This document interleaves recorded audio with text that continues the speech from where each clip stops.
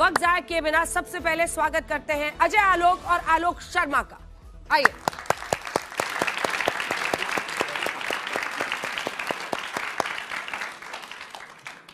दोनों ने अपनी अपनी जगह संभाल ली है। क्या वंदे मातरम पर वोट बैंक की राजनीति हो रही है? इस विषय पर बोलने का आपका अजय आलोक जी 2 मिनट का समय शुरू होता है अब। वंदे मातरम, भारत माता की जय। जोर से बोलिए वंदे मातरम।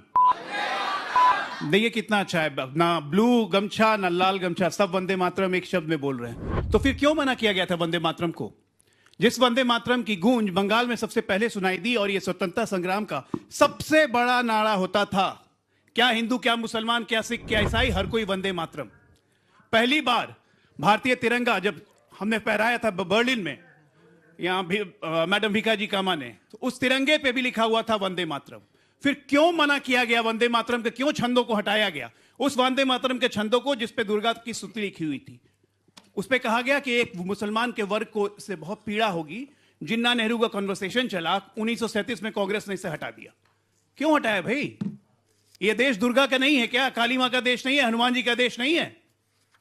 एक अपीजमेंट पॉलिटिक्स के तहत आपने वंदे मातरम को वो सम्मान नहीं दिया। और ये मैं बता रहा हूं कि नेहरू जी ने सबसे पहले ये लिखा था अपने चिट्ठी में कि वंदे मातरम को किसी भी हालत में हमें राष्ट्रगान नहीं मानना चाहिए। क्यों? आपको वंदे मातरम में चूंकि मां दुर्गा है इसलिए आपको वंदे मातरम से दिक्कत है। राहुल गांधी को हिंदू धर्म में शक्ति दिखती है इसलिए उनको हिंदू धर्म से दिक्कत है, वो शक्ति से लड़ने लगते हैं। ये कह रहे हैं कि वोट की राजनीति तो वंदे मातरम में 1937 से शुरू हो गई।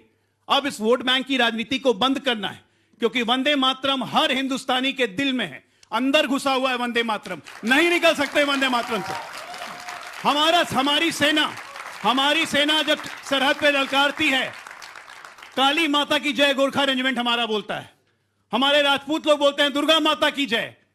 हमारी सेना हर चीज ये कहती है और हम वंदे मातरम को दूर करेंगे। संसद में बोलते हैं कि हम वंदे मातरम नहीं पढ़ेंगे। क्यों नहीं पढ़ेंगे भाई? आप कौन से मुसलमान आए हैं जो आप वंदे मातरम नहीं पढ़ सकते हैं? फिलिस्तीन जिंदाबाद का बैग लगा के घूमिएगा, शपथ में फिलिस्तीन जिंदाबाद बोलिएगा, वंदे मातरम बोलने में शर्म आती है। समय समाप्त हुआ। जबरदस्त ओपनिंग की है भाई। इधर से इधर वाले भी आपके लिए कुछ लोग ताली बजा रहे हैं। अजय जी अभी बिहार जीत के भी आए तो आज एकदम ऐसे ही है, मतलब थोड़ा भी ऐसे नहीं हो रहा है, इनका बॉडी पोस्चर ही अलग है आज। आलोक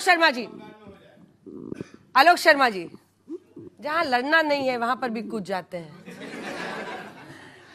आलोक शर्मा जी, इस विषय पर बोलने का आपका 2 मिनट का समय शुरू होता है। देखिए, जिस समय पर वंदे मातरम स्वतंत्रता सेनानी गली गली में प्रभात फेरियों में गाते थे, उस समय आरएसएस इसको नहीं गाती थी, क्योंकि वंदे मातरम पूरी तरह से एकजुटता का और एकता का प्रतीक था। ये लोग अंग्रेजों की मुखबरी करते घूम रहे थे। वंदे मातरम का मीनिंग नहीं पता है। मैं भारत माँ को या माँ को नमन करता हूँ, स्तुति करता हूँ। अब भारत माँ कौन है? आरएसएस तो भारत माँ नहीं है। भारत माँ क्या है? भारत माँ है यहाँ की जमीन, यहाँ के व्यक्ति, यहाँ के लोग, यहाँ की महिलाएं, यहाँ के पशु पक्षी, यहाँ का वातावरण, सब कुछ है उसके अंदर। आज हालत ये है, अगर आप अगले उसमें जाएंगे तो मलयज सुजलाम सुफलाम मलयज शीतलाम, क्या यहाँ पर खूब सारी अच्छी पवन हो, साफ हवा हो, खूब सारे फल हों, लेकिन आज हालत यह है कि देश की राजधानी पूरी तरह से आज किस तरह से भयंकर प्रदूषण से ग्रस्त है, ये पूरा देश देख रहा है। केवल हिंदू मुसलमान करने के लिए आप किसी भी विषय को उठा लीजिए, आपको इससे आगे कुछ नहीं आता है। और अगर ऐसा ही था तो 11 साल से आप लोग क्या कर रहे थे भाई? कौन से छंद नहीं जोड़े? अगर आप राष्ट्रगीत के ऊपर कोई सवाल उठाते हैं, इसका मतलब आप कॉन्स्टिट्यूएंट असेंबली के ऊपर उठाते हैं। इसका मतलब आप उस समय पर राजेंद्र प्रसाद जी, पंडित नेहरू, सरदार पटेल, सब लोग जो उस समय पर थे, डॉक्टर अंबेडकर, उन लोगों के पूरे मनमानस, जनमानस, उनका जो चिंतन था उसके ऊपर सवाल उठाते हैं। हर चीज के अंदर केवल और केवल इनको राजनीति नजर आती है। जब भारत माँ के लोग अमेरिका से बेड़ियां और हथकड़ियां लगकर आते हैं तब ये चुप रहते हैं। लेकिन वंदे मातरम गाना चाहिए। तिरंगा 52 साल तक आरएसएस ने अपने कार्यालय पर नहीं फहराया, और जिन लड़कों ने फहराया उनके ऊपर एफआईआर कर दी। ये लोग भी आज राष्ट्रभक्ति की बात करते हैं। मुद्दों से कैसे भटकाया जाए, कैसे डेविएट किया जाए, इसके अलावा इनका कोई मकसद नहीं है। इनके भारत मां की स्तुति करने का इनका कोई किसी तरह से इरादा नहीं है। चलिए, समय समाप्त हुआ। जबरदस्त। दोनों ही ओपनिंग बल्लेबाजों ने टोन सेट कर दिया है। अभी मुझे लग रहा है कि थोड़ा सा इनका एक जो रूप आता है, जजेस से मैं मुखातिब हो रही हूँ, तो थोड़ा सा मतलब जो आलोक जी का रूप आता है आज आया नहीं है। 1 मिनट के रिबटल में आएगा क्या? नहीं, ये आरोप लगा रहे हैं राजनीति करने का, ये स्वीकार नहीं कर रहे कि ये राजनीति कर रहे हैं इन्होंने। लेकिन बड़ा अच्छा कहा कि मलयज शीतलाम, इतना प्रदूषण है तो उसमें कुछ तो सांस तो अच्छी ले ठंडी सके हवा आदमी। कहाँ से आएगी, पर उसके लिए वंदे मातरम गाना, अजय आलोक जी भी गाना इसी हवा में छोड़ देंगे। राष्ट्रगान में भी सिंध है, तो अगर चूंकि सिंध यहाँ नहीं पड़ता है तो हम गाना थोड़े छोड़ देंगे।